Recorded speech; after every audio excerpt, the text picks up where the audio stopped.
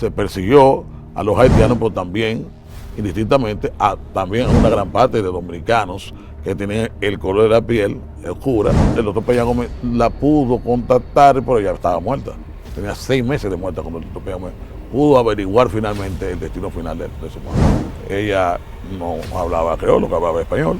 Tú eres hijo de un don nadie, pero Tony Peña es hijo de José Francisco Peña Gómez. He recibido ataques feroces, a veces frontales, a veces con venenos más sutiles. Aquí el racismo es más con los haitianos. Veía todo el daño que se le hacía a un hombre esencialmente bueno como José Francisco Peña Gómez. En esa época, yo recuerdo que salimos un miércoles con 4 millones de pesos en maletín. Aunque mucha gente no lo sepa, era un hombre muy pretendido. Muy pretendido. Extraordinariamente aquí fuera del país. Si Peña Gómez hubiera querido ser presidente, lo hubiera sido. Tony. Porque en este país, aquí no se había hecho tanta bomba y había tantas armas en manos civiles, en manos militares. Porque las Fuerzas Armadas están divididas. Aquí más la mitad de las Fuerzas Armadas están con Peña Gómez. Mis amigos de Al Tanto, como siempre, estoy feliz de hacer contacto con ustedes. Suscríbanse a nuestro canal de YouTube Al Tanto TV, dejen sus comentarios y permítanos hacer este contenido de alto valor que siempre hacemos para todos ustedes. Suscríbanse, nos ven, qué sé yo, ahora mismo tenemos como 10 millones de visualizaciones y no tenemos 600,000 suscriptores. Suscríbanse, que eso es gratis, y dejen sus comentarios. Bueno, a propósito del 10 de mayo, muchas fotos, muchos materiales a propósito de la desaparición física del más grande líder de masa de la República Dominicana, José Francisco Peña Gómez. Todos sus hijos, también a través de redes sociales, subieron algunas memorias muy privadas, muy íntimas, desde la perspectiva del padre y del hijo. Aquí está uno de los hijos de Peña Gómez, Tony Peña Guava. Gracias por estar con nosotros. Gracias, Alcántara, por venir al tan visto programa Al Tanto. Que me lo debía desde el 2019, ¿eh? Sí. ¿Te acuerdas? Y que quiero decir en el aire, de las pocas cosas que yo veo que se producen en la época dominicana. Muchas gracias. De madrugada, de la poca gente que yo pongo ahí, lo primero es ver el resumen de la pelota, porque siempre veo la actuación de los dominicanos. Entonces, cuando comienzo después el aspecto internacional, cuando veo el aspecto local, de los pocos programas que veo, Al Tanto TV. Dile que se suscriban a la gente, que no sean tacaños. Hay que suscribirse, claro. Gracias, Tony. ¿Qué decía Peña Gómez de su origen, de su madre? ¿Cuál era el discurso para la época? Mucha gente dice que Peña Gómez no fue presidente porque los discursos, se hablan de los vinchos, por ejemplo, o de sectores de la sociedad que decían, no, que un presidente negro. ¿Cómo él trataba el tema? Bueno, Peña Gómez se superó a sí mismo, porque fue una persona superdotada. Difícilmente tú encuentres un Peña Gómez, no solamente en América Latina, y lo volver a ver aquí, en la República Dominicana. Que nació con la más extrema pobreza que puede nacer un ser humano y que se hace a sí mismo. El doctor Peña Gómez aprendió a estudiar inglés y francés mismo solo, porque tenía la Biblia en francés y la Biblia en inglés, más en español. Y él comenzó a estudiar la Biblia conjuntamente y a confrontar las palabras y a aprender él mismo autodidácticamente el francés y el inglés. Después, obviamente, lo perfeccionó estudiándolo. Pero fíjate cómo un jovencito de 13, 14 años comienza él mismo a superarse. Tiene la suerte que Lolita Bogar, la madre de Fernando Bogar, pone al doctor Peña Gómez a estudiar conjuntamente con sus hijos. Tiene una biblioteca. ¿Y cómo se conocieron ellos? Bueno, porque Peña Gómez era el mejor estudiante del Liceo de Mao. O sea, a los 15 años, la gente decía, hay un jovencito que estudia en el Liceo de Mao con una lumbrera, tiene un discurso, tiene una verborrea, tiene un culto que no tiene casi ningún joven que tenía ahí. Y entonces recuerda que en esa época Trujillo había ordenado una alfabetización y en esa época entonces los jóvenes que podían alfabetizar eran monitores o una especie de profesores, sobre todo hasta el 8º curso. Y el doctor Peña Gómez, en esa campaña que hizo Trujillo, entonces él pasó a ser profesor también. Tony, pero cuando tú hablas de extrema pobreza, recuérdanos los inicios de su infancia, porque supuestamente la Loma del Flaco, Flaco, una familia de dinero. Mira, ahí. la Loma del Flaco es la loma que divide en ese tiempo, que pertenecía a la provincia de Montecristo y ya después por Valverde Mao. Divide Valverde Mao de Puerto Plata. O sea que Peña Gómez nació un poquito más para allá, había sido puertoplateño. Hoy en día, casi 89 años después que nació el doctor Peña Gómez, es inaccesible llegar ahí. Imagínate en la época. En la Loma del Flaco La fue Loma del donde él Flaco, nació. donde él nació. Eso es una parte alta de la loma. Bastante fresco ahí. Y hay una carretera que está un poco inaccesible, pero está ahí para poder llegar a donde el doctor Peña Gómez nació. Y hay un monumento ahí. Ahí el doctor Peña Gómez nace en medio de lo que se llamó el corte, históricamente, en el año de 1137, que cuando el dictador Trujillo decide exterminar a los haitianos que vivían en la República Dominicana. Pero ¿qué pasa? Que era por el origen del color. Entonces, en esa mezcla, esa situación, se fueron muchos dominicanos también. Se persiguió a los haitianos, pero también, indistintamente, también a una gran parte de dominicanos que tenían el color de la piel oscura. Y entonces, en medio de esa situación que nace el doctor Peña Gómez. Entonces, su madre, que era de Dajabón, y que está ahí, inclusive tenemos la cédula, tenemos todo, se había casado con un joven que había venido de San Juan de la Maguana, casualmente tu pueblo, de la Mata de Farfán. Tú sabes que por esa loma, por ahí, todo se conecta con Santiago y ahí tú llegas por allá. Entonces, ellos trabajaban en una finca de un hacendado de esa época. Como tenían el color oscuro, tuvieron que salir despavoridos y dejaron abandonados a los niños. A una prima del doctor Peña Gómez de 12 años, a Domingo, que tenía casi 2 años nacido, y el doctor Peña Gómez de meses.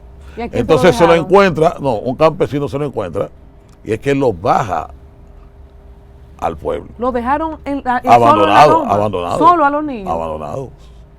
¿Y a dónde fueron los padres de ellos? Salieron, se fueron. ¿Cruzaron Haití? ¿O no? Bueno, por lo menos la madre sí llegó a cruzar Haití en esa época. ¿Y no se sabe nada del padre? No, se perdió el rastro. ¿Pudieron ser víctimas del corte? Claro, total. O sea, el padre quizá murió en el corte. No lo sabemos. ¿Nunca se ha explorado esa...?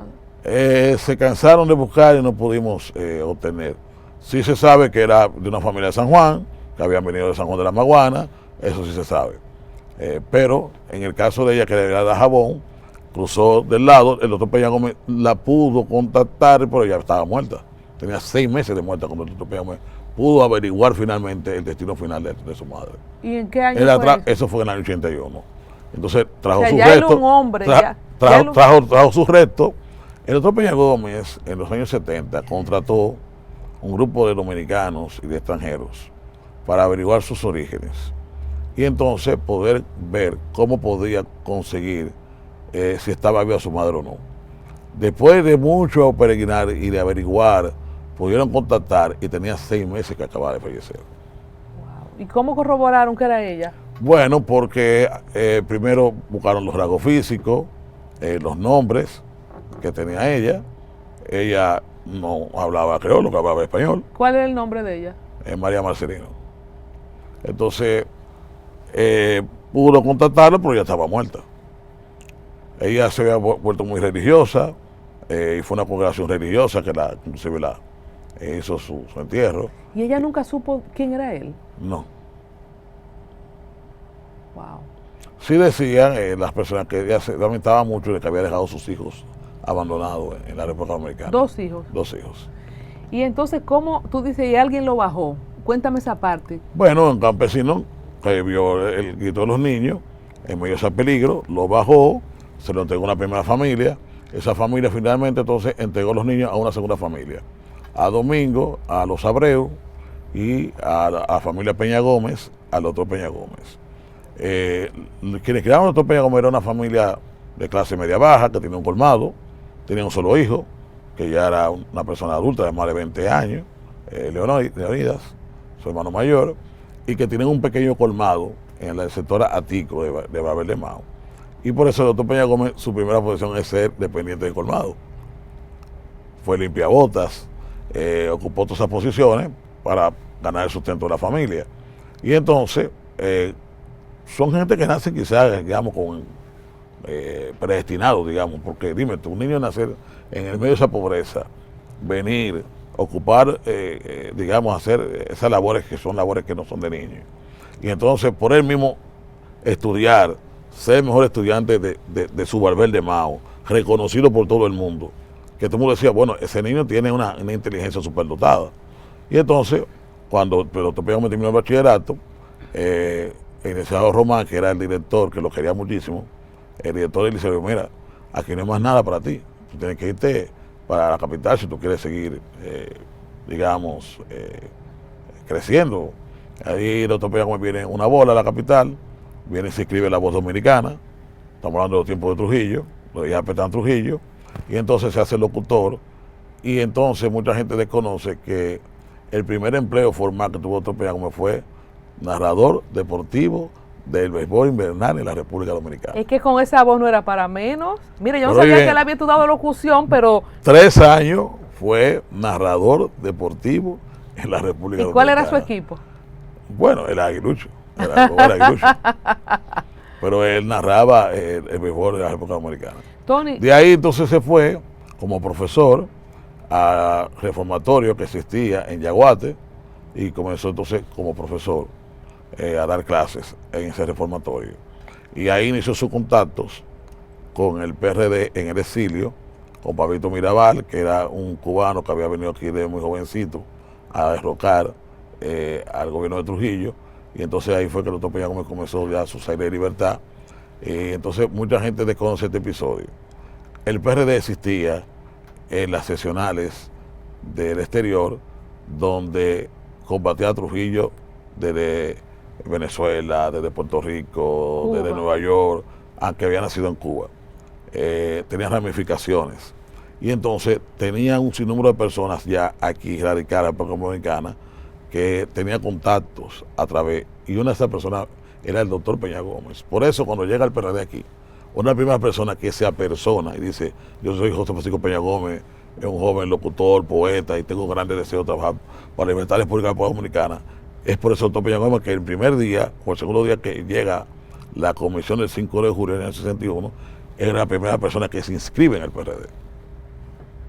histórico, primer dominicano que se inscribe aquí. Fue de los primeros, no fue el primero, pero fue de los primeros 15 o 20 que tiene. Aquí en República Dominicana. Aquí en República. Ya tenía contacto, pero cuando llegó la comisión, es de los primeros que se inscribe formalmente.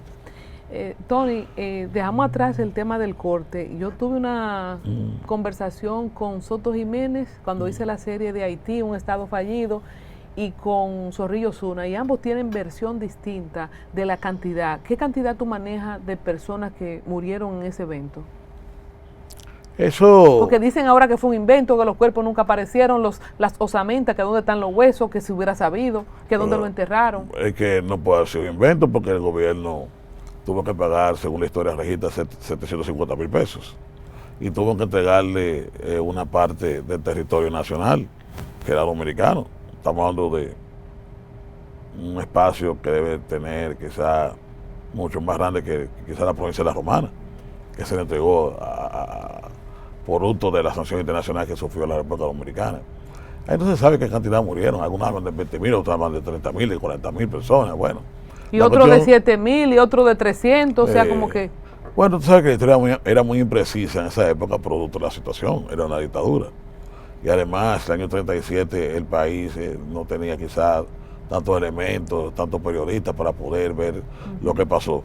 Lo que sí pasó es el proceso y quizás sin tener un número determinado real de muertos, pero sí fue condenado a la República Dominicana. Tony, me preocupa a mí, no sé si te preocupa a ti, el momento en el que estamos. Se ha levantado una ola de gente muy patriótica, hay una gran cantidad de haitianos aquí por producto de la situación en que está Haití. Es que han estado fallidos. ¿Podríamos estar en peligro como alguna gente cree? No hay manera de controlar la frontera, hay demasiados haitianos aquí, ¿podríamos enfrentar violencia civil entre las dos poblaciones? Bueno, lo que pasa es que tú estás hablando de un país que hoy en día es la séptima economía en América Latina, con un crecimiento económico exponencial que va progresando, y tú estás hablando entonces, por otro lado, del país más pobre de América. Estás hablando de dos situaciones totalmente diferentes. Es como la situación como que nosotros nos comparamos con Estados Unidos. Bueno, ¿cuál es el problema? Esa población que ha perdido todas las expectativas, porque lo poco de aparato nacional económico que existía, se está yendo. O sea, los ricos de Haití se están yendo para Estados Unidos, se están yendo para Canadá, se están yendo para la República Dominicana. Entonces, los pocos empleos formales que existían ya no existen, porque han quemado todo, han arrasado con ese país. Entonces, tú tienes una población de 11 millones de personas ahí, que la mayoría está en un estado, digamos, de inanición económica, prácticamente una hambruna. Esa gente va a mejorar su destino. ¿Y cuál es su destino más cercano? República Dominicana. Y han venido. Donde existen 22 empleos que los dominicanos no hacen. Los dominicanos no hacen nada que tenga que ver con la agropecuaria. Y solamente la parte quizá técnica o la parte de ingeniería en las construcciones es la que hacen los dominicanos, después también la hacen ellos. Ya hoy en día inclusive hasta los deliveries o las personas que están cuidando los edificios también son haitianos. Por ejemplo, todos los que recogen basura en el país son haitianos, porque ese empleo el dominicano no lo quiere. El dominicano buscó su empleo de pobreza, que es el motoconchista. ¿Por qué? Porque tiene libertad y además vamos a explicar las cosas tan crudamente como son. Yo soy un político real. ¿Cuánto cuesta en el campo echar un día? 800 pesos, 1000 pesos, 1200 pesos, 1500 pesos. Para tú pasarte una jornada de 7 de la mañana hasta las 4 o 5 de la tarde. El dominicano no quiere eso. ¿Por qué? Porque el dominicano viene aquí, compra un motor, ¿verdad? Se levanta a 7 de la mañana y de 7 a 1 hace 1500 pesos motoconcho, se acuesta, ¿verdad? Se levanta a las 3 de la tarde, vuelve a hacer 1500 pesos y gana 3000 pesos dando vueltas y paseando. Entonces no va a querer irse a ganar 6000 pesos. Entonces ese empleo el dominicano no lo quiere. Cosechero de arroz,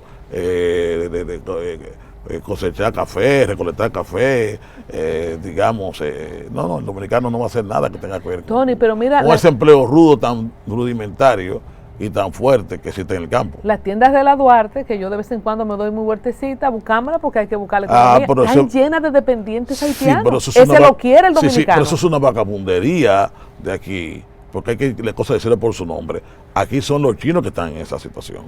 Las tiendas chinas que no llenas están de haitianos. Respetando aquí, digamos, la República Dominicana como un país inversionista, y en vez de contratar mano de obra dominicana para no pagarle lo que tiene que ganarle el dominicano y no pagar la TCE, entonces emplean mano de obra haitiana. ¿Y cómo resolvemos Por eso eso? el gobierno tiene que venir fuerte.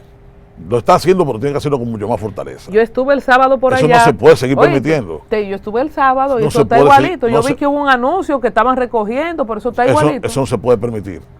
Bueno, señores, volviendo al tema que nos convoca, hablando con el hijo de Peña Gómez, Tony Peña Guava, él tiene una historia que contar. ¿Qué ha significado para ti crecer, como él decía, un astro con luz propia? Crecer bajo el amparo de un hombre como Peña Gómez.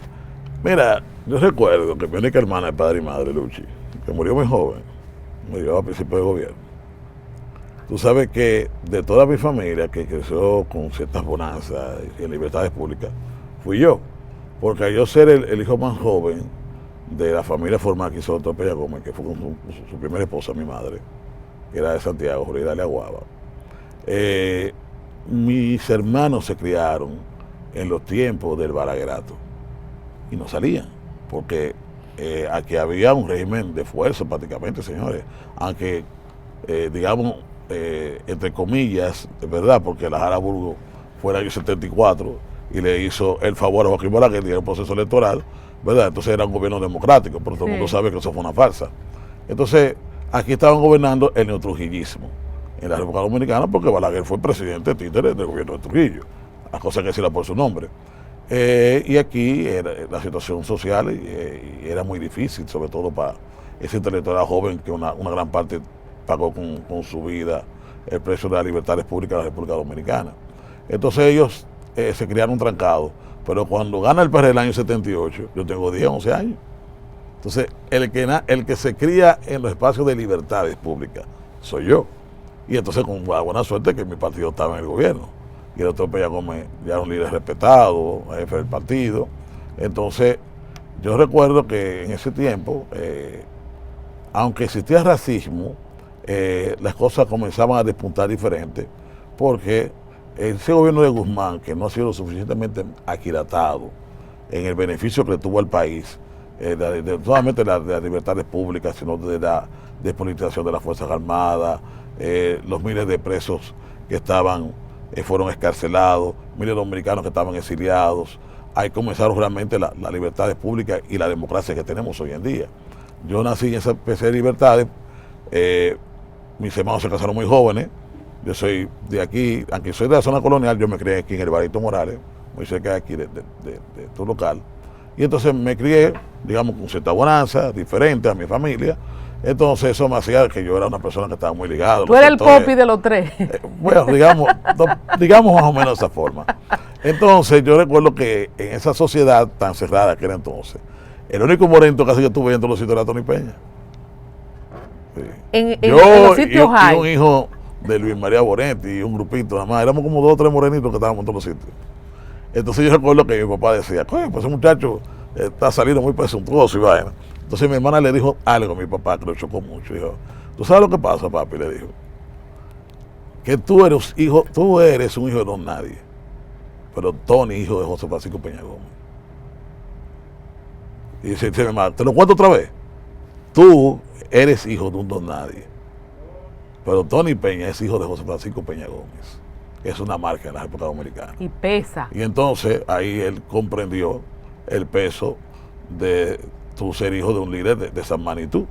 Entonces, eso, como todo, te trae, te abre ventanas, también te la cierra también, porque tú sabes que el doctor Peña Gómez era un líder muy fuerte. ¿Qué ventanas se cerraron, Tony? Bueno, porque hay mucha gente que no comulgaba quizás con sus ideas, mucha gente que tiene una falsa percepción. Porque Balaguer durante todo ese tiempo eclipsó al PRD de ser un partido comunista. Y que todo el que estaba en contra era comunista. Nosotros no éramos comunistas, éramos socialdemócratas. Pero había mucha gente que se creyó ese cuento. Y eso era mental de su madre, una gente decía comunista. Y con el tiempo la gente fue dándose cuenta que no era así. Y eso quizás mucha gente estaba estigmatizado en esa situación de creer que realmente que nosotros éramos comunistas o éramos diferentes. Tú sabes que hoy en día, más que racismo, y es clasismo.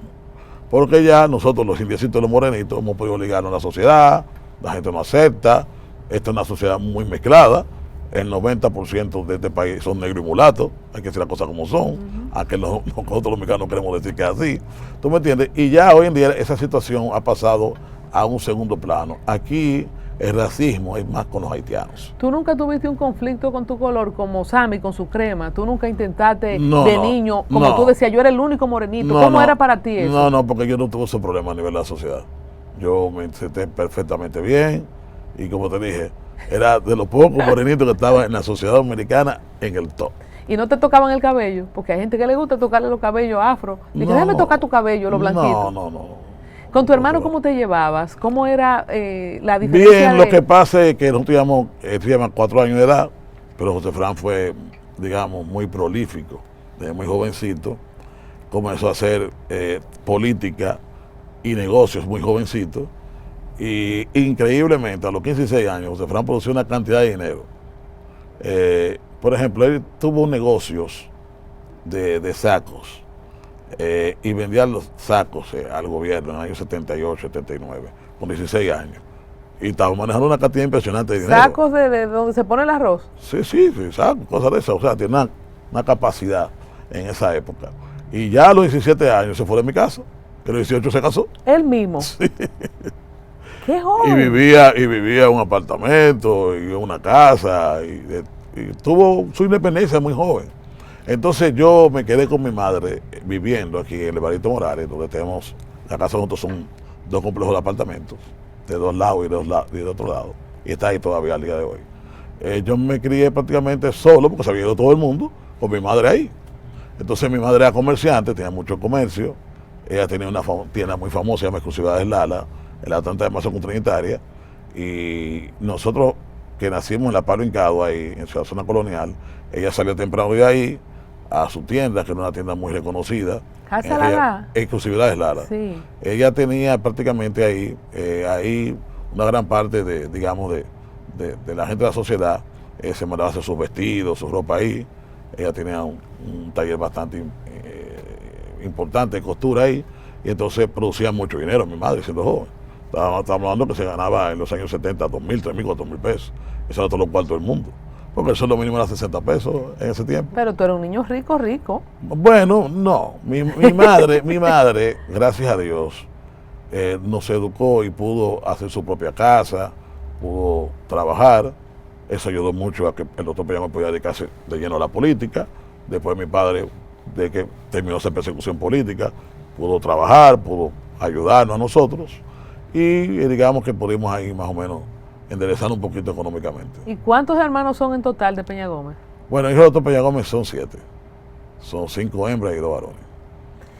Entonces, Tony Peñaguaba, a propósito de tu función en este gobierno, ustedes saben que el eslogan de Peña Gómez era primero la gente y una persona con una vocación muy social, precisamente por su historia. Sintetiza el trabajo que haces desde el gabinete social, el sueño de Peña Gómez de trabajar para la gente. Sí, porque este es el gobierno más social, ahorita lo decía en tu programa. Nosotros tenemos un enfoque muy socialdemócrata en esa parte, el gobierno dominicano, Luis Abinader, esas iniciativas que nosotros tenemos y su propia iniciativa han sido fructíferas para el país. Pienso que de su fortaleza del gobierno, porque como tú tienes, señores, aquí habían cientos de miles de dominicanos que cobraban 2,000 pesos de pensión. ¿Tú sabes que un dominicano que te paguen 2,000 pesos de pensión? El presidente emitió un decreto y digamos de un solo decreto hizo 100,000 dominicanos que ganaban 2,000 pesos, lo llevó a 10,000. La pensión solidaria siempre estuvo en la ley de seguridad social, pues nosotros ya vamos camino a tener 80,000 personas con pensiones solidarias de 100,000 pesos. Duplicamos el monto de la tarjeta y el doble de las personas que acceden al bono luz, al bono gas, al bono escolar y a la carpeta de Aliméntate de la tarjeta Supérate, antigua Solidaridad. Hemos democratizado la educación. Hoy en día Alita está en 10 provincias del país, solamente estaba en 2. Infotel está en todas las provincias del país. Tenemos el programa 1424 que recogemos los jóvenes que trabajan y estudian. Casualmente este jueves tenemos nuestra octava graduación con más de 5,000 jóvenes y ya tendríamos con esos más de 20,000 jóvenes que se han graduado. Lo del Infotel ha sido impresionante sí. en todas las La provincias. UAS está en todas partes del país. Tenemos transporte escolar. ¿Quién va a pensar que un país del tercer mundo iba a tener transporte escolar? ¿En qué por ciento está lo del transporte? Debe estar ya un 60% ya. El plan es que a final de año ya esté en todo el país. Tony, hay un dinamismo económico en todo el país. Hemos creado nuevos polos lo del turísticos. dinamismo yo no lo estoy sintiendo Sí, mucho, ¿eh? sí, sí. Decía Joel Rodríguez en estos días que mira, parece que estamos en enero. Vamos a llegar a Santiago, Sí, para que tú veas. pero me voy a mudar Solamente para en Santiago, yo. óyeme, 4 hoteles se abrieron en diciembre. Acaban de abrir el Blue Mall de allá, que es mucho más grande que el de aquí. No, porque los ibaeños no son fáciles. Están ampliando el aeropuerto. Los ibaeños no son fáciles, tienen su Blue Mall. Hay un nivel de construcción impresionante en todo el Cibao. Y ya Santiago como provincia tiene mucho más gente que la capital. O un ágora, ¿no es que tienen los ibaeños? Un ágora, sí. Un ágora. Sí. Mira, Tony, te criticaron por la tarjeta del diciembre, que tú la estabas dando mano por mano. ¿Cómo fue eso? Bueno, porque durante lo que hemos estado en el gobierno, yo lo que he querido es que el tejido social del país, para que no se politice las ayudas sociales, llevarlo a los sectores más necesitados de la sociedad dominicana. Y entonces he hecho una lista de esos sectores se han beneficiado en diciembre con el bono navideño. Por ejemplo, los enfermos de cáncer, los enfermos de hipertensión, los enfermos de SIDA, los sordomudos, digamos, los enfermos de corazón, los hospitales del país, todas esas personas reciben el bono navideño. Entonces yo llamo a todos los principales directores de los hospitales y les digo que voy a visitar con ellos sus hospitales para entregarle a los enfermos el bono navideño. Entonces en ese momento el director de Neyara Lora mandó a cerrar las 2 puertas y a las personas que estaban ahí, que se consultan regularmente, cerramos para entregarle el bono navideño. Hubo un periodista que subió eso y comenzaron a atacar, pero yo hago una pregunta. ¿Dónde creen que lo den? ¿En Casecampo? ¿En el home? No, el tema fue por el control que dijo Gloria Reyes pero en la semana. Pero que había control. Que había como un ¿cómo se llama eso? Un listado por familias que eran... No, es que la gente está... Mira, lo que pasa es que aquí hay un maniqueísmo y les gusta decir las cosas. Una cuestión son las ayudas sociales permanentes, como la tarjeta Supérate, que sí tiene que pasar el filtro obligatorio del SIUBEN y una serie de calificaciones para que le llegue a las personas que más lo necesitan. El bono no tiene que llegar a eso, porque el bono es la sustitución de la famosa caja navideña. ¿Qué se hacía con la caja navideña? Eso era un negocio en la cual compraban arroz grado C, lo ponían como grado A, productos que estaban casi a punto de vencerse y que entonces se compraban miles de millones de pesos para hacer una caja y eso era un negocio para mucha gente. ¿Qué hizo el gobierno? O para poca llegamos? gente. No, o para un poquito de bueno, gente. 70, 80, digamos, personas. ¿Qué hizo el gobierno? Hace una transferencia, ¿verdad? Directamente el presupuesto, vía el Banco de Reserva, con la compra a través de una marca, y entonces se emite una tarjeta en la cual tú gastas el dinero como tú quieres y como lo que tú quieres cuando tú quieras. ¿Y cómo no saber que la gente que le diste el bono no estaba en Supérate? Eso era lo que criticaban. No, es que no tiene que estar Porque necesariamente. la caja se la daban a cualquiera. No, es que no está sujeto, porque esto es un bono eventual.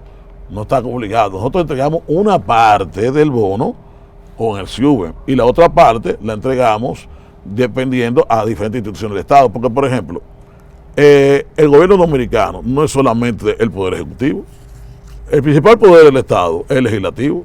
Lo que pasa es que somos tan presidencialistas que echamos para un lado al primer poder.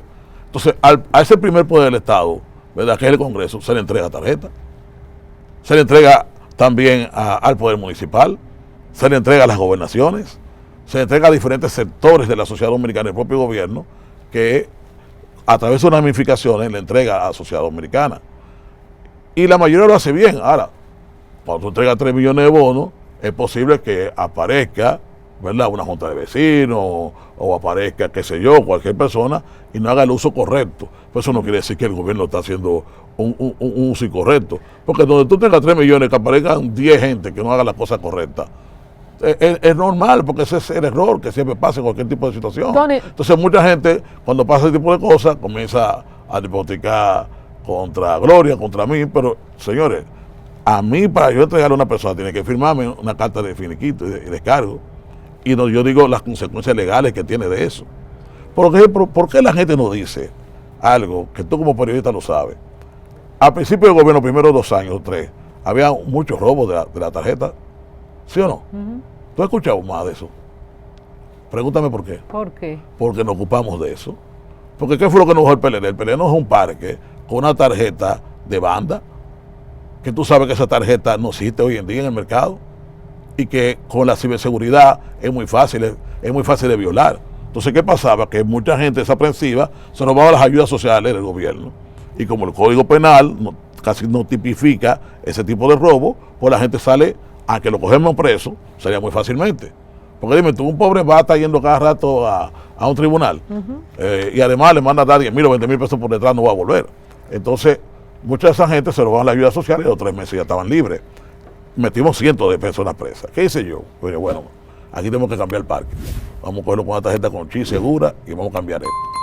Y duramos 1 año y medio cambiando el parque del 1,5 millones de personas. Y por eso hoy en día tú no escuchas eso. Pero la gente no dice esa parte. Entonces la gente decía, el PRD, el PRM ha sido culpable. Señores, lo que pasa es que cuando Margarita pasaba eso y no se decía, y ahora, como este gobierno transparente, se dice. Y entonces, ¿qué hicimos eso? Corregir esa situación. Pero fue un mal que nosotros heredamos. Y que tuvimos que fajarnos, y agradezco sobre todo a Banreserva, porque sin el know-how de ellos no habíamos podido lograr esa situación. Porque nosotros, dentro de la ADES, de Administradores de Servicios Sociales, no tenemos el know-how, esa tecnología que tiene el banco para ayudarnos. Entonces, nos fajamos en esa institución del Estado, cambiamos el parque, cambiamos la tarjeta, y hoy en día está mucho más segura las ayudas sociales del gobierno dominicano. Tony, no es un arma de doble filo, si bien es cierto que primero la gente, la asistencia social, hay gente que, conozco parejas que cada uno tiene una tarjeta, creo que le ponen 1,700 pesos, no es mucho, pero entre los dos tienen 3,000 y pico, más otras No, pueden tener más, porque pueden tener también bono luz, bono gas. Tú decías ahorita que hay trabajo que el dominicano no quiere porque son 700, 800 pesos el día, pero si le damos tanta ayuda social y quizás sin control, a hogares que llegan varios. Control, pero te quiero decir que en un hogar pueden llegar varios bonos. Entonces eso desmotiva que la gente trabaje. Es que la gente tiene una percepción, porque la gente me llama mucho por ese tipo de situaciones. Eso es para el pobre que tiene índice de calidad de vida de los extremos más bajos, más pobres, es que está destinada a la tarjeta. Porque la pobreza tiene diferentes niveles. Entonces, si tú ganas 40,000 o 50,000 pesos, tú no eres rico, tú eres pobre. Ahora, tú lo que no eres un pobre es paupérrimo. Tú lo que no es un pobre que está pasando hambre. Entonces, eso es para personas que están en el último lugar de la pobreza de la República Dominicana, las ayudas sociales. ¿Por qué? Porque hay un grupo en la sociedad que se ha ido quedando atrás y que no tenemos forma de recuperar.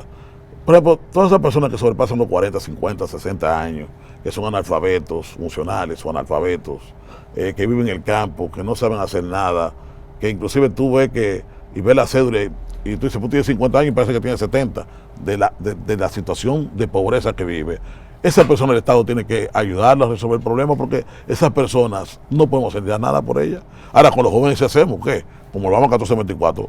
¿Por qué? Porque tú seas joven, te podemos reeducar, te podemos cambiar la vida y tú tienes el tiempo para poder mejorar tu situación y convertirte en un ente productivo, ¿verdad? Pero soy con los jóvenes, pero ¿qué vamos a hacer con esa gente?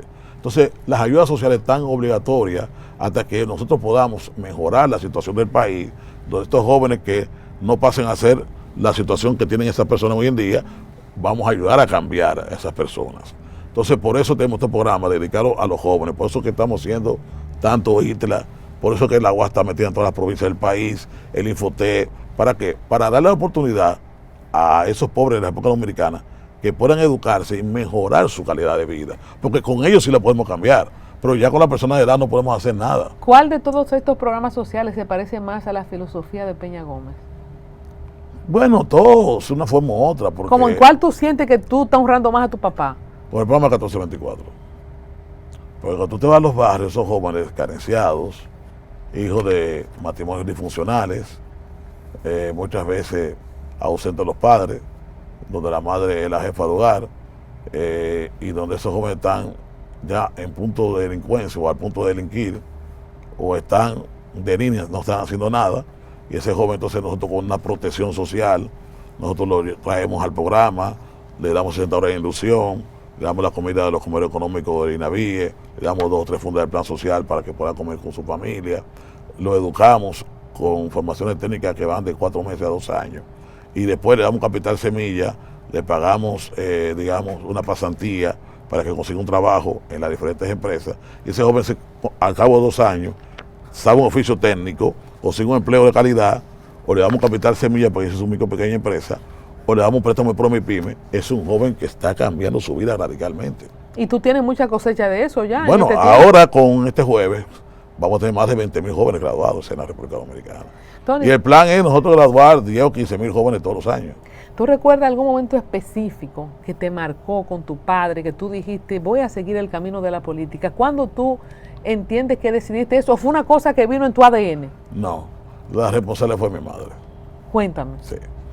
Bueno, corría la campaña del 84, 85, mi padre era alcalde, yo, como te dije, viví casi mi vida en el Evaristo Morales, era la zona I, y después la I5, y abarcaba una gran parte, digamos, de lo que era la circunscripción número 1. Mi madre era vicepresidenta de la zona y jefa de finanzas, y César Cereño era el presidente de la zona. Entonces, ellos obviamente estaban trabajando por la candidatura de José Francisco Peña Gómez, en contra de mi padrino, Jacobo Maluta. Entonces, yo recuerdo que yo tenía como 16, 17 años, mi madre se me acercó un día y me dice, Peña no puede perder la convención. Te veo que tú tienes muchos amigos, muchos muchachitos que están ya comenzando a sacar su cédula. Tú tienes que trabajar por tu papá y ayudarme aquí en la zona a hacer los comités de base. Señor, eso nada más lo hacen las madres. Doña, es un hecho. Yo aborrecía la política. Te descubrió ese liderazgo. Entonces yo comencé conjuntamente con ellos a hacer los comités de base en esa zona que era muy extensa. Hoy en día hay 3 zonas en lo que era el perímetro de esa zona. Y comenzamos a hacer comités de base para la convención, para que pudieran votar José Francisco Peña Gómez en la convención fallida de Dominican Concord en el año de 1985. Y entonces ahí comencé mis pininos en la juventud. ¿Por qué tú odiabas la política? Porque veía todo el daño que se le hacía a un hombre esencialmente bueno como José Francisco Peña Gómez. Entonces yo dije, bueno, si eso yo veo que se lo están haciendo a este pobre hombre, que lo que hace es matarse, ¿para qué me voy a meter yo en esto? Pero mi madre si quiere me metió en esto, y la verdad es que la política es como la droga, me gusta mucho. Y el que se meta político que es de vocación, no deja la política. ¿Cuál fue el hecho de desprendimiento más grande que tú viste que tu padre hizo? Alguien me contó de unos zapatos que se quedó descalzo. ¿Fuiste tú? Mira, en Colombia, yo recuerdo la campaña del 93. Porque Peña Gómez terminó siendo líder aquí, no solamente a nivel internacional, sino de una gran parte hasta de la oligarquía dominicana, terminó siendo, porque tú tenías a Gianni Vicini por un lado y a Alejandro Grullón por otro lado, que no se gustaban y los dos estaban con Peña Gómez en esa época. Pero Tony. Y también estaba Báez Romano, o sea, pero Peña ¿cómo Gómez no ganó si tenía la gente y tenía la oligarquía? No lo entiendo. Pero Peña Gómez ganó. O sea, ¿cómo no fue presidente? Porque no quiso crear una situación de fuerza en la época dominicana en la que hubiera muerte. Pero lo tenía todo, tenía la Pero oligarquía. ganó. Entonces, Peña Gómez en esa campaña, porque había mucha admiración. Hay una gran parte de los ricos dominicanos tienen una admiración por José Francisco Peña Gómez y por sus relaciones internacionales y además el equilibrio político que le significaba Peña Gómez. Y además, muchos de ellos pudieron hacer negocios internacionales, conocer todos esos líderes a través de José Francisco Peña Gómez. ¿Sí? Entonces, en esa época, yo recuerdo que salimos un miércoles con 4 millones de pesos en maletín. Hacer campaña para el Cibao. Tú estás hablando de hace más de 30 años, 4 millones, debe ser como algunos 20 millones de ahora. No, 4 millones de dólares. No, en ese tiempo estaba, digamos, ¿qué te digo a ti? Al 6 por 1 más o menos, por ahí que estaba. Si lo llevamos al día de hoy, sean $700,000, bueno, calcula lo que es eso. Estamos hablando de esa cantidad de dinero. Y tú sabes que el domingo, cuando veníamos ya para acá, tuvimos que entrar a Bonao, donde Apolinario de la Rosa, que era el presidente del partido, y era el alcalde de Bonao, a buscar dinero porque no estamos buscando por gasolina. No dejó ni lo de la gasolina. No, porque Peña Gómez lo daba todo. Pues no se quedó descalzo una vez y dio los zapatos. Pero Peña Gómez, padre, oye, tú no te imaginas los miles de dominicanos que estudiaron aquí y fuera del país por José Francisco Peña Gómez. Tú no sabes los miles de dominicanos que fueron a Cuba, que fueron a Venezuela, que fueron a Estados Unidos, que consiguieron su visa, que pudieron también conseguir su salud, porque Peña Gómez consiguió que lo operaran fuera del país. Tu mamá no le hizo reclamo. Llamar, por ejemplo, mira, Bettino Classi, va a fulano de tal, un dirigente, ayúdamelo, que va para Italia. Mira, Fidel, allá en el hospital Amejeira, que en ese tiempo era un hospital de primera en Cuba, yo creo que tú me ayudas a operar a fulano, mándamelo. O sea, como un relajo. A los presidentes. A los presidentes. Carlos Andrés, ya Carlos Andrés dice, Peña, no me mande más gente ya, tú me entiendes. O sea, y eso Peña Gómez lo hizo. Toda la cantidad de gente que estudió, que pudo conseguir su salud, no hubo reclamo que en pudo casa hacer negocio. De la doña y de ustedes, papi, pero tú lo estás dando todo, no hubo reclamo. Peña Gómez no te interesaba el dinero. Pero ustedes estaban bien, no, es lo que digo. Bueno, relativamente, a él no le interesaba eso. Peña Gómez tiene una casa porque sus amigos se la regalaron. No porque él la hizo. Pero ahí que la doña se quillan, por eso que te digo. Cuando las mujeres tienen un hombre que es político, lo da todo en la calle, hay sus... Es que ahí no podía llegar a esa casa un problema de un compañero que no se resolviera. Había que resolverlo de forma obligatoria. Era sí o sí. Peña Gómez es la expresión de la solidaridad al máximo. Es la construcción, no solamente de la democracia, sino de la superación personal del hombre, de las personas de color, de las personas pobres de la época dominicana. Y esa filosofía todavía nosotros la tenemos encarnada en el PRM. Aunque ya somos PRM, no somos PRD, pero ya tenemos PRD porque la militancia del partido que está en el PRM.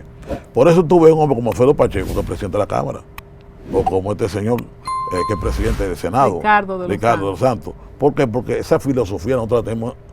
Y tú te das cuenta que la mayoría de los alcaldes, los diputados, son gente que viene de abajo. Porque tú sabes que cuando Trujillo y cuando Balaguer, las posiciones de Estado y las posiciones selectivas estaban destinadas para, digamos, para ciertos sectores sociales, no era para todo el mundo. ¿Quién democratiza eso? Y comienza a dar la oportunidad que los compañeritos, la gente del pueblo, pudiera acceder al poder político. Es José Francisco Peña Gómez. ¿Cuál fue el regalo más grande de cumpleaños que te dio? Así como que tú te pusiste mono. Mira, para la campaña del 94 me regaló un Jeep que le regalaron a él.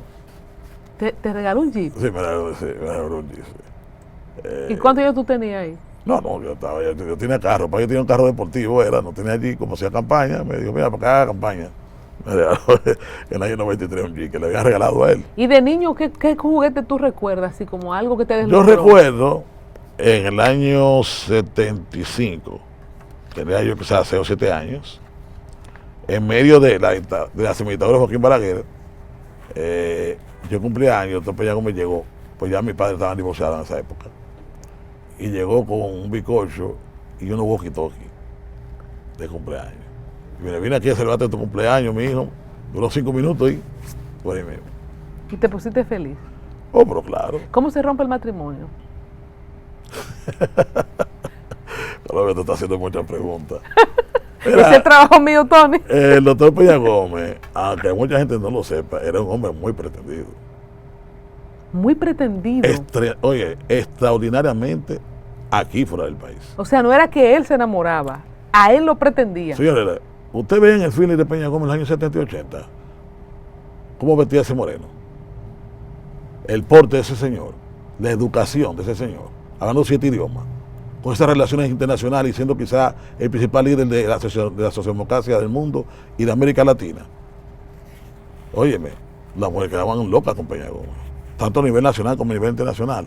Entonces Peña Gómez tenía una novia que era holandesa, que la había conocido cuando él fue a estudiar a Francia en los años 70. Peña Gómez estuvo del año 71 al año 73 estudiando en la Sorbona de París, su doctorado de trabajo y constitucional. Y entonces mi madre, que era celosa, cuando vino, tú sabes, esos temas, y entonces ahí se rompió el matrimonio. ¿Y cómo lo descubrió ella? Bueno, no sé, tú sabes que Peña Gómez era un hombre que estaba muy dedicado a la vida política, a su vida personal. Era una persona que se acostaba a las 2 de la mañana y a las 5 de la mañana estaba despierto. Y de todos los amores que él tenía, la política era el primero. Sí, pero al ser un político de esa dimensión nacional e internacional, era un hombre muy pretendido. ¿Y cómo extraordinariamente, porque bueno, yo lo veía después siendo joven. ¿Y cómo viajando, yo viajé a más de 50 países con mi padre. Y el tratamiento que el doctor Peña Gómez tenía en todos los países era de presidente. ¿Cómo te explicaron a ti? Mira... No me explicamos, sencillamente las cosas surgen y se van escuchando conversaciones y cosas. Cuando tu madre te descubre como ese líder, tu papá no puede perder aquí. ¿Qué pasó en esas elecciones? Tú sabes que esos votos no se pudieron contar y esa convención fue fallida y trajo la división, digamos, del PRD, porque el gobierno de Salvador Blanco no quería apoyar a Jacobo Malutta, eran contrarios. Y entonces ahí se creó una comisión que suplantó prácticamente la Junta Central Electoral, dirigida por el Cardenal y por un empresario acaudalado del país, que está vivo todavía. ¿Quién es? Un empresario acaudalado del país. Obviamente apoyando al doctor Joaquín Balaguer los dos, y entonces crearon las condiciones de que, por el propio gobierno de Salvador, de retorno al poder de Joaquín Balaguer. No fue que Balaguer ganó esas elecciones, no es verdad. A pesar de los problemas que tuvimos internos, Jacobo Malutta ganó las elecciones. ¿Por qué? Porque Jacobo, con los problemas que tenía con el PRD, inclinó mucho la campaña con la estructura, que tenía el color verde. Y yo llegué a escuchar en el comando de campaña de la estructura, en NACO, algo insólito, que yo no sé cómo se permitió para esa época. Vota verde en contra de la corrupción blanca. El mismo gobierno, el mismo partido. Entonces eso creó una confusión de la votación. Entonces hubo 84,000 votos de doble rayado. El doble rayado es una reiteración del voto. Gente que puso una cruz al PRD y una cruz a la estructura, pero la comisión que estaba suplantando la Junta lo declaró que eran votos nulos. Pero la intención estaba clara. No, que no, claro, no. Pero en el 90 ya el voto era válido. Y al día de hoy, cuando tú lo haces con un partido, lo haces con otro, ¿qué pasa? Que se le cuenta al partido que encabeza la alianza. Porque es un voto, una reiteración del voto. Pues lo declaró nulo. O sea, Jacobo ganó con 60,000 votos arriba y supuestamente perdió por 22. Porque esa comisión suplantó a la Junta. Tengo que decir, tristemente, apoyado por ciertos sectores del PRD. Lamentablemente, el propio PRD, como decía Peña Gómez, destruía el PRD. Y se cumplió, y se cumplió, claro, se cumplió cabalmente, porque Balaguer no ganaba esas elecciones. Esas elecciones debió ganarlas Jacobo Malutta. O quien la ganó fue Jacobo Malutta. La realidad es que históricamente Joaquín Balaguer ganó pocas elecciones en la época dominicana. ¿Cuál? No ninguna. Balaguer fue impuesto en el año 66. Aquí con la segunda intervención norteamericana. En el año 70 la oposición política no pudo participar en el proceso electoral ni en el año 74. Cuando puede participar activamente en el 78 lo sacan del poder. Y tú sabes cómo llegan en el 86. Y en el 90 le robó las elecciones a Juan Bosch. Y en el 94 le robó las elecciones a José Francisco Peña Gómez. Tony, ¿tú no tenías voz ni voto en el 94 todavía para Sí, incidir en tu papá, para sí, convencerlo claro. de que coge esos 2 Sí. años? Cuéntame esa historia. Yo era presidente de la Juventud de la Pero ¿por capital. qué que ese hombre no coge esos 2 años? En principio se tenía la idea, pero los afrancesados del PRD, que eran pocos vivos, que eran la parte íntima del doctor Peña Gómez, eran los jefes del partido, dijeron que eso nos regaló envenenado al doctor Peña Gómez, porque se iba a ganar unas elecciones porque tenía que venirle 2 años a Joaquín Balaguer. Balaguer buscó esa alternativa porque tenía la situación muy difícil, tenía los organismos internacionales, la presión local, tenía todo en contra. A mí me han dicho algunos amigos reformistas que había un teléfono rojo que estaba en el despacho de Joaquín Balaguer, que ese teléfono, cada vez que sonaba Balaguer veía cosas malas porque no eran buenas las llamadas, era la llamada de destinatario. Usted se está robando la voluntad popular, usted no puede ser presidente de muchos países importantes del mundo. Y Balaguer ya por esa situación asediado tenía que buscar una solución. Y esa fue la solución que él buscó. Porque si Peña Gómez hubiera querido ser presidente, lo hubiera sido. Tony, Porque en este país, aquí no se había hecho tanta bomba y había tantas armas en manos civiles, en manos militares. Porque las Fuerzas Armadas están divididas. Aquí más la mitad de las Fuerzas Armadas están con Peña Gómez. Y aquí estaba el pueblo que era una guerra civil. dispuesto a todo. Peña Gómez, que era un afrancesado en el pensamiento político, que era un hombre de avanzada política, no iba a permitir llegar a la presidencia de la República sobre la base de muertos. Él prefirió mejor no ser presidente. ¿cuáles eran los mecanismos que... Y él lo dice, si tú buscas en YouTube, después de la campaña del 94, lo dice en Estados Unidos, que él dice, hace 29 años, ¿sabes por qué decía? Que era el año 65. Yo tenía 28 años. Y a mí, el PRD, los constitucionalistas, los sectores de la época, los militares, una parte, me buscaron a mí, porque era líder de la oposición, Juan Bosch se había ido, y yo era secretario general del partido, siendo muy joven, y como era la persona que hablaba de la Tribuna Democrática, me hablaron para que yo fuera el que encabezara el proceso de revolución del año 65, donde murieron muchos dominicanos. Ahora, en esta ocasión, yo iba a ser el responsable único de lo que pasara en mi país. Iba a pasar como el único líder a nivel del mundo que iba a hacer 2 revoluciones en menos de 30 años. Y la República Dominicana, el poder no es suficiente, aliciente para mí. Si hay muertos, prefiero no ser presidente. ¿Cuáles eran los mecanismos que Balaguer tenía tan efectivos, como tú dices, que casi no ganó ninguna elecciones? ¿Cómo era que se robaba esas elecciones? Porque eran tiempos cavernarios de la ¿Y si iba la Guerra luz? Fría, mucha gente quizá, él aprovechó debilidades, aprovechó circunstancias. Por ejemplo, esa Junta Central Electoral, no... Siempre eran de él, porque es que la ponía el Senado de la República. La Junta siempre eran impuestas por Joaquín Balaguer. Tengo un material hermoso, a mí que me encantan los cómics, que me encantan los gráficos, que me encantan los animados, y es la producción del doctor José Francisco Peña Gómez, tomo 1, 61 al 63, y como señores, super versión cómic, muy bonita ilustración, te felicito, la segunda parte del tomo 1, luego tenemos el tomo 2, o tercera parte del tomo 1, ¿verdad? Entonces, explícanos qué es esta cosa tan hermosa que estamos viendo. Esta es la cuarta parte. El doctor José Francisco Peña Gómez es un cómic.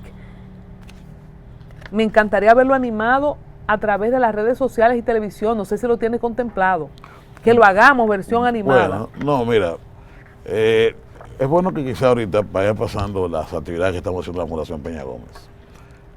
Nosotros comenzamos un conversatorio sobre el doctor Peña Gómez, 4 juegos consecutivos en la UAS. Eso fue en el año 2021. Después en el Museo de Historiografía hice una exposición y ahí pusimos los 2 vehículos del doctor Peña Gómez restaurados, la cama donde murió, su máquina de escribir, los libros de él, la ropa, todo ese tipo de cosas. Eso fue con la presencia del presidente. En principio iba a ser solamente una semana y después de ese esfuerzo que el presidente me dijo que hice, bueno, un protón y dejar eso aquí. Y lo duró 6 meses, duró desde junio hasta diciembre del año 2022. Después hicimos el Festival del Minuto sobre Abelardo Peña Gómez. Se hicieron varios cortometrajes, ganaron 5, los premios más metálicos y con diploma. Están subidos a YouTube sobre aspectos diferentes de Abelardo Peña Gómez. Yo vengo con la segunda edición del festival. Después he estado dando charlas en todo el país sobre Abelardo Peña Gómez, una charla que dura entre 1 hora y 15, 1 hora y 20 minutos. La hemos llevado a Estados Unidos y casi a la mayoría de las provincias del país. También entonces, estamos produciendo esos cómics con historiadores. Eso me lo maneja Cerváez, que es un cineasta. Entonces ahí buscamos los archivos desclasificados, ahí buscamos la historia dominicana, todos los acontecimientos entre el año 61 y 78, en la cual estuvo marcado el país y estuvo marcado como protagonista principal el doctor Peña Gómez. Van a ser 10, producimos uno cada 4 o 6 meses, porque hay que buscar aquí toda la historia, los archivos desclasificados de los Estados Unidos, ver todos los periódicos de la época, confrontar con los historiadores para poder hacer esos cómics. Eso lo hice yo porque yo estudié en la escuela también política del Partido Liberal de Costa Rica, donde estuvo mi padre. Él estudió ahí. Y yo vi la vida de Pepe Figueres, que fue una figura señera de la política latinoamericana, profesor, digamos, de toda esa intelectualidad latinoamericana en los años 50, 60 y 70, abreviaron de ahí, de Pepe Figueres. Entonces yo vi la historia de Pepe Figueres en cómics. Cuando fui allá, y dije, esto yo lo voy a hacer para Peña Gómez. Y se dio el momento, estamos haciendo idea. Eso. Van a ser 10. Lo vamos a animar también para YouTube. Bueno, vamos más lejos. Nosotros estamos trabajando para en los próximos tiempos trabajar sobre una película bien hecha de la vida de doctor Peña Gómez y también una serie. ¿Por qué tú dices bien hecha? ¿Se han hecho algunas que no fueron bien hechas? Se han hecho, pero no contemplan la dimensión de la figura del doctor Peña Gómez. Mira, en nuestro país la gente no conoció a fondo qué fue José Francisco Peña Gómez. Hay una entrevista que hizo Nuria Pérez, a menos de 1 metro, que el propio Peña Gómez se le escribe a sí mismo con ella. Le dice, mira, búscate en América Latina un líder que haya venido de la pobreza extrema, que se haya construido por sí mismo su carrera política, que al mismo tiempo sea de color y que haya hecho una revolución en un país, y no va a encontrar uno en América Latina. Y si tú buscas la historia del doctor Peña Gómez, quizás lo que más se parece es Lula da Silva en Brasil, pero es un liderazgo único casi en América Latina. Era prácticamente el líder principal de toda América Latina y uno de los principales líderes de la socialdemocracia del mundo. El doctor Peña Gómez fue un propulsor no solamente de las políticas públicas en la República Dominicana, y esta democracia, el actor principal de su construcción entre ese terreno del año 61-78, fue el doctor Peña Gómez, pero no solamente lo hizo aquí, lo hizo en gran parte de América Latina. Por ejemplo, mucha gente no sabe que el doctor Peña Gómez, conjuntamente con Torrijos, conjuntamente con Carlos Andrés Pérez, buscó los recursos económicos para ayudar a los sandinistas a liberarse. Por eso era tan querido en Nicaragua. Y una de las principales avenidas tiene el nombre del doctor Peña Gómez. Mucha gente quizás no sabe que la última dictadura que existía en América Latina era la dictadura de Alfredo Stroessner. Ese fue el presidente del Paraguay, era un militar, en el año 89. Y Peña Gómez fue, con todos los líderes socialdemócratas europeos y latinoamericanos, a impulsar esa nueva democracia de ahí. Inclusive en un episodio desconocido para mucha gente. En el avión que iban todos esos líderes estuvo al punto de ser interceptado y tumbado por esa dictadura. Bueno, porque imagínate tú que te llegue en medio de la dictadura todos esos líderes latinoamericanos y europeos, que eran los líderes principales de todo el mundo, trabajando para fortalecer y hacer la democracia en ese país. Obviamente que a ese régimen de fuerza no le va a gustar ese tipo de cosas. ¿Y quién lo quería tumbar el avión? Pues la dictadura fue nuestro género. Ahí había muerto 20 o 30 líderes principales del mundo. ¿Y qué pasó? ¿Cómo se salvaron? No, bueno, imagínate. Washington, todo el mundo supo eso y obviamente evitó ese tipo de cosas. Eso iba a ser un magnicidio catastrófico de liderazgo mundial. Porque tú estás hablando de gente que era como Carlos Andrés Pérez, como Guillermo Ungo de El Salvador, como Bert Carlson, como gente como Mitterrand, gente estamos hablando de del liderazgo principal de toda América Latina y de Europa. Tony, ¿cómo se entiendes? dan esas relaciones tan finas de Peña Gómez a nivel internacional que han sido, no han sido igualadas por ningún líder del país? Y yo creo que muy pocos líderes de la propia Latinoamérica han podido hacerlo. Nadie la ¿Cómo pudo él hacer hizo eso? conmigo. Es que recuérdate, en la etapa de la Guerra Fría, en su máxima expresión, los años 60 y los años 70, América Latina, la mayoría de los gobiernos eran gobiernos de facto. Y no solamente allá, prácticamente África era un continente que había muy pocos países liberados. Eran parte del Congo belga, o eran protectorados franceses o holandeses en esa época. Inclusive, mucha gente desconoce que la entidad socialista introdujo al doctor Peña Gómez en África para ayudar a democratizar muchos de esos países. Porque el doctor Peña Gómez tiene un amigo que era un poeta francés muy famoso, que vivía en Francia, exiliado, que se llama Leopoldo Senghor, que fue el primer presidente del Senegal. Entonces el Senegal en el año 80 se liberó y ese primer presidente fue esa persona. Entonces esa persona le dio a conocer al doctor Peña Gómez todo el liderazgo que existía en África. El doctor Peña Gómez, con parte de la entidad socialista, trabajó y fortaleció el inicio de la democracia en muchos países del África. Mucha gente no conoce esa historia. Pero ¿cómo se conecta? Bueno, porque Peña Gómez, fíjate lo que pasa. Cuando en los años 60, el doctor Peña Gómez estudió en Michigan, en Harvard, en la Escuela de las Américas del Partido Liberal. Esos líderes jóvenes se comenzaron a conectar entre ellos mismos. Por ejemplo, doctor Peña Gómez conoce, por ejemplo, que está vivo a Felipe González. Es ahí.